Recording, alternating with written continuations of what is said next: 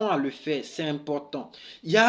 C'est tellement dangereux en tant que chrétien quand nous prenons des décisions et quand nous allons imposer nos décisions à Dieu. Peut-être le problème que nous posons, il est réel.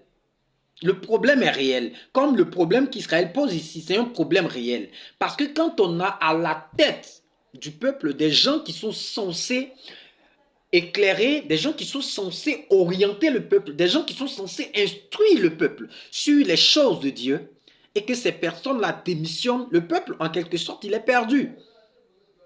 Le peuple est perdu. Et si ce peuple est perdu, il est normal. Il est normal, c'est censé que ce peuple-là commence à se poser des questions, que ce peuple-là commence à se lamenter, mais que ce peuple-là remette en cause l'autorité de Dieu, la capacité de Dieu à régler la question, c'est grave. C'est grave. C'est grave. Et la plupart du temps, nous le faisons. Quand nous lisons ce passage, nous disons, bon, mais c'est ce qui est arrivé au temps de Samuel, c'est une histoire qui concerne Samuel. Non, mais nous le faisons, même à présent, nous le faisons. Nous le faisons.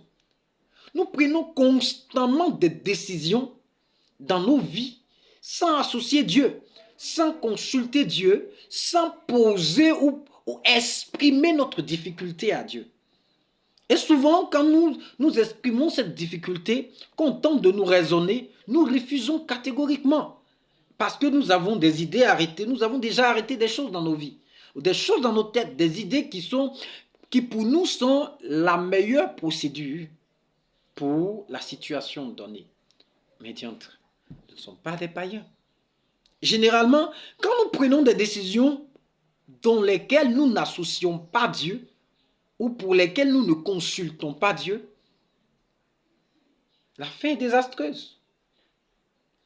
La fin est désastreuse. La fin est désastreuse. Et voici ce qui va encore pousser le bouchon encore loin. Quand ils proposent, quand ils intiment à Samuel de leur trouver un roi, ils vont dire comme les autres peuples autour de nous. C'est-à-dire, comme les autres peuples autour de nous ont des rois, on veut un roi. Et je le disais, et c'est ça le problème. Comme ma copine est comme ça, et elle a une vie comme ça, elle me dit qu'avec ses relations, c'est comme ça, je veux aussi avoir un copain. Comme l'autre, il est comme ça, et comme l'autre, elle est comme ça. Non, tu n'es pas comme l'autre.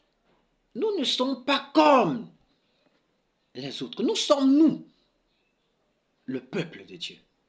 Le peuple de Dieu n'est pas un peuple ordinaire. Il n'est pas un peuple comme les autres. Les autres peuvent faire ce qu'ils veulent. Ça n'engage qu'eux. Mais quand tu parles de comme eux, le comme, bon, tu veux te mettre à leur niveau. Tu n'as pas leur Dieu. Ils n'ont pas ton Dieu. Ils agissent selon le principe du Dieu qui organise et gouverne leur vie. Donc, si tu veux faire comme eux, sans associer la décision de ton Dieu, c'est que de manière subtile, tu te mets sous l'autorité de leur Dieu. Parce qu'ils le font sous l'autorité de leur Dieu. Et toi, tu as ton Dieu. Et sans associer ton Dieu, tu veux faire comme eux. C'est la loi qui les régit qui va te régir. Donc, on est surpris d'être chrétien, d'être dans l'église et d'être victime des actions du diable ou d'être victime des actions des ténèbres. Mais c'est logique. Parce que quand je fais comme l'autre, puisque je veux à tout point lui ressembler, et c'est la norme qui le régit, qui va me régir. Donc faisons attention.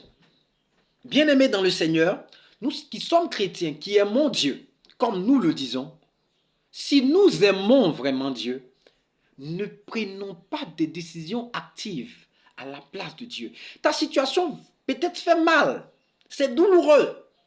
Tu as des frères, des sœurs dans le Seigneur pour t'encourager, pour t'accompagner, mais ne va pas prendre des décisions contre Dieu.